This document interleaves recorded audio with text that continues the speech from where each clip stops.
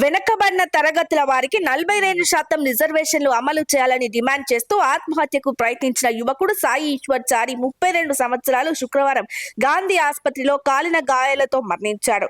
ఇక హైదరాబాద్ లో 42% బీసీ రిజర్వేషన్ల అంశంపై ఆత్మహత్యానికి ప్రయత్నించిన సాయి ఈశ్వర్ చారి గాంధీ ఆసుపత్రిలో మరణించాడు.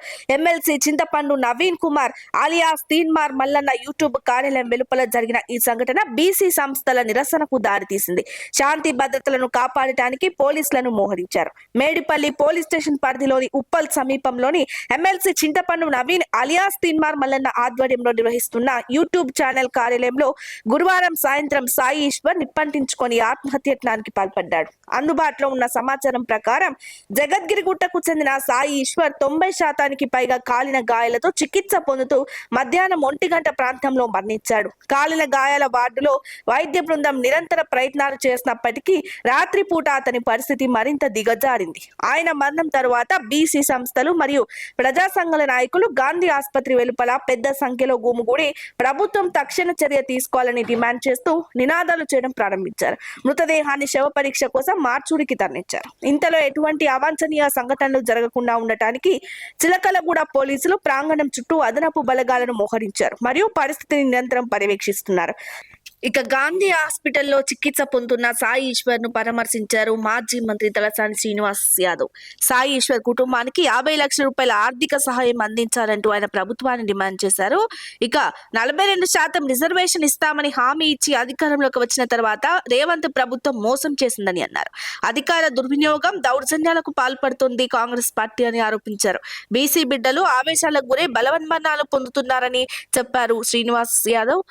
అధికార పార్టీ నేతల దౌర్జన్యాలకు నిర్మల్ జిల్లాలో సర్పంచ్ అభ్యర్థి భర్త రవీందర్ కూడా ఆత్మహత్య చేసుకున్నట్టుగా గుర్తు చేశారు. నల్గొండ జిల్లాలో సర్పంచ్ అభ్యర్థి భర్తను కిడ్నాప్ చేసి మూత్రం తాగిస్తారా? ముఖ్యమంత్రి నియోజకవర్గ పరిధిలో 28కి 25 గ్రామ పంచాయతీలు ఏకగ్రీవం ఎలా అయ్యాయి? జనాభాలో సగభాగం ఉన్న బీసీలు ఏకమై గద్దె దింపుతామని హెచ్చరించారు తలసాని శ్రీనివాస్ యాదవ్.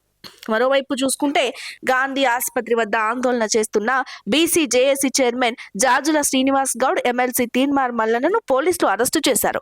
బీసీ రిజర్వేషన్ల సాధన కోసం ఆత్మహత్య చేసుకున్న సాయి ఈశ్వరాచారికి మద్దతుగా ఉదయం నుండి గాంధీ ఆసుపత్రి వద్ద ఆందోళన చేస్తున్నారు వందలాది మంది సంఘాల కార్యకర్తలు. సాయి ఈశ్వర స్వామి మరణ వార్త తెలుసుకొని ఆందోళన ఉధృతం చేస్తూ గాంధీ ఆసుపత్రి వద్ద బయట ఇచ్చిన వందలాది మంది బీసీ సంఘాల కార్యకర్తలను పోలీసులు అరెస్టు చేశారు. BC JAC chairman Jajula Srinivas Goud బృందాన్ని తిరుమలగిరి పోలీస్ స్టేషన్ కు తరలించారు పోలీసులు. సాయి ఈశ్వరాచారి మృతికి కాంగ్రెస్, బీజేపీలే కారణమని ఆరోపించారు. 42% రిజర్వేషన్ అన్యాయం చేసినందుకే సాయి ఈశ్వరాచారి ఆత్మహత్య చేసుకున్నారని అన్నారు. ఇది ముమ్మాటికి కేంద్ర రాష్ట్ర ప్రభుత్వాలు చేసిన హత్యే అని ఆరోపించారు. రేవంత్ రెడ్డి, కిషన్ రెడ్డిలే ఈ హత్యకు బాధ్యత వహించాలన్నారు. రేపు రాష్ట్ర వ్యాప్తంగా ఎక్కడికక్కడ నిరసనలు వ్యక్తం చేస్తామని హెచ్చరించారు. సాయి ఈశ్వర్ మృతితోనైనా కేంద్రం, రాష్ట్రం దిగి రావాలని చెప్పారు.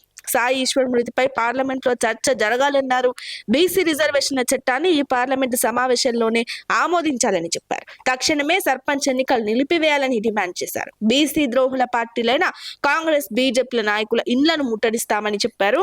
కాంగ్రెస్, బీజేపీలలో ఉన్న బీసీ నేతలు తమ పదవులకు రాజీనామా చేయాలని డిమాండ్ చేశారు. సాయి ఈశ్వర కుటుంబానికి రాష్ట్ర ప్రభుత్వం ₹1 కోటి విడుదల చేయాలని బీసీ సంఘాల నేతలు డిమాండ్ చేస్తున్నారు. వందలాది మంది బీసీ ఉద్యమకారులను హైదరాబాద్ నగరంలో బొల్లారం, తిరుమలగిరి, అంబర్పేట, ఉప్పల్ పోలీస్ స్టేషన్ కు తరలించారు.